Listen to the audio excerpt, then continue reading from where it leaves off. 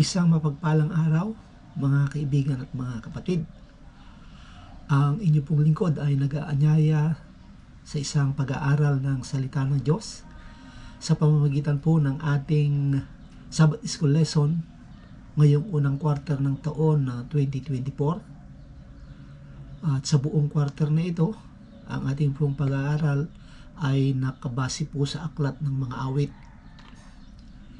Ito ay tinawag kong Sabbath School lesson in 10 minutes. Ating pag-aaralan ang ating lesson sa loob ng isang linggo ng 10 minuto. Ako po ay umaasa na sasamahan niyo ako sa loob ng 10 minuto na pag-aaral. Tayo po ngayon ay nasa lesson number 4. Ang title po ng ating lesson ay God o the Lord hears and delivers. Ang ating memory text ay matatagpuan sa aklat ng awit. Ang kabanata po ay 34 at ang talata ay 17.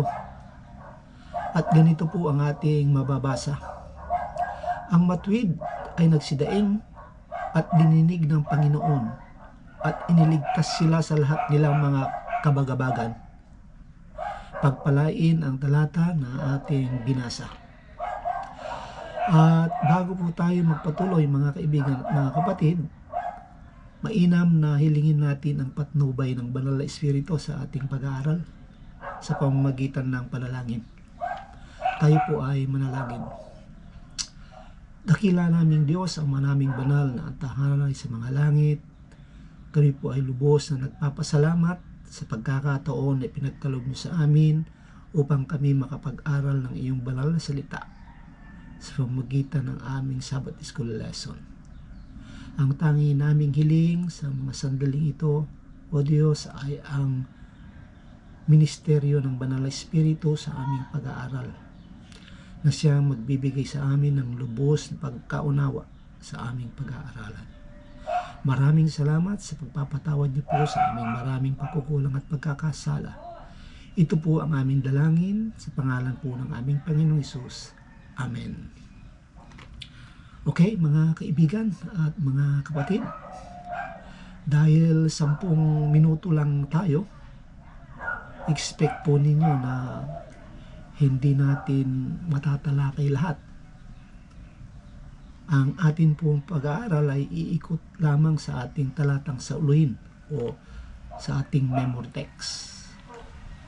Una po sa lahat, ang ating lesson ay nagdidiin na ang Diyos ay nakikinig. Ang Diyos ay may malasakit. Ngunit gusto ko pong ipapansin sa inyo ang susing talata na ating pinapaksa. Baka kasi isipin ninyo na ang Diyos ay nakikinig lamang sa mga matuwid. Hindi po yan itinuturo ng talata o ng ating lesson. Kundi bagkus masasabi natin na ang Diyos ay handang makinig sa lahat ng tao. Hindi lamang sa mga taong matuwid siya nakikinig. Pero lalo ring hindi itinuturo ng ating lesson na hindi natin nasahing maging matuwid.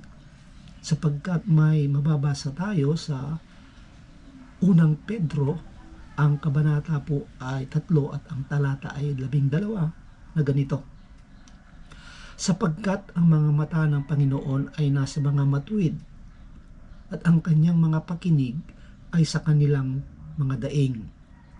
Ngunit ang mukha ng Panginoon ay laban sa mga nagsisigawan ng masama. So, mga kapatid, kailangan tayo ay maging matuwid. Kailangan na tayo ay maging righteous. Okay? So, ngayon, dapat nating i-define ko ano ang ibig sabihin ng salitang righteous o matuwid. Sa Biblia kasi may mababasa tayo sa Roma. Ang kabanata po ay 3. Ang talata ay 10 na ganito. Gaya ng nasusulat, walang matuwid. Wala kahit isa. Kung inyong papansinin, 3 beses binanggit ang salitang wala. Sa Biblia, pagka ang salita ay inulit ng 3 beses, yan po ay isang pagdidiin. So, ibig sabihin, wala talagang matuwid. So, sino yung binabanggit sa ating memory text na matuwid, na nagsisitaing? Paano natin ngayon re-resolvehin ang parang magkasalungat na talata? Tulad ng sinabi ko sa una, kailangan i-define natin ang salitang righteous o matuwid. Maraming definition ang salitang righteous. Si Webster, sabi niya, righteous means acting in accord with divine law or moral law. At ang iba sabi, righteous means morally right. Ang iba ang sabi, righteous means absence of guilt and sin. Pero ang pinakagusto ko ay ito. Righteous means morally justified. By the way, mga kaibigan at mga kapatid, ang salitang righteous, pagka dinagdagan ng salitang self-righteous, ay nagiging negatibo ang dating. Kasi ang ibig sabihin ng salitang o yung self-righteous ay mas banal tayo kaysa iba, which is hindi maganda, mga kapatid. So, ituloy natin. Ang ibig sabihin ng morally justified, ito yung tinatawag na justification by faith. Hindi sa ating nagmumula ang righteousness. Hindi ito sa ating mga mabubuting gawa. May pinanggalingan ito. At ito ay galing sa ating Panginoong Hesus. Siya at wala ng iba. So, mahalaga sa ating buhay na tayo ay manampalataya sa ating Panginoong Hesus. Siya lamang ang taong nabuhay sa mundong ito na hindi nagkasala. At yung buhay na yon ng ating Panginoong Hesus ay ibibilang sa atin kung tayo mananampalataya at sumunod sa kanyang banal na kalooban ng may pag-ibig. Ito ang unang punto ng ating lesson. Ngayon, dadako tayo sa pangalawang punto, mga kapatid. Idinidiin din sa ating lesson ang bagay na ito. Kung ating uunawain ang ating memory text, makikita natin o mapapansin natin na ang taong righteous o ang taong matuwid ay dumadaing sa Diyos. Sa katunayan, ang salmista ay umiiyak. Ibig sabihin, may mabigat siyang dinadala. Isa lang din ang ibig sabihin nito, mga kapatid.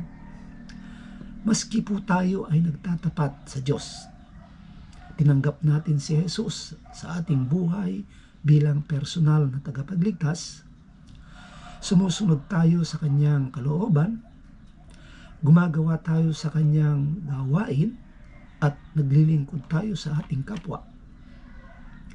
Lahat ng ito, mga kapatid, ay hindi passport para ma-exempt tayo sa mga pagsubok ng buhay.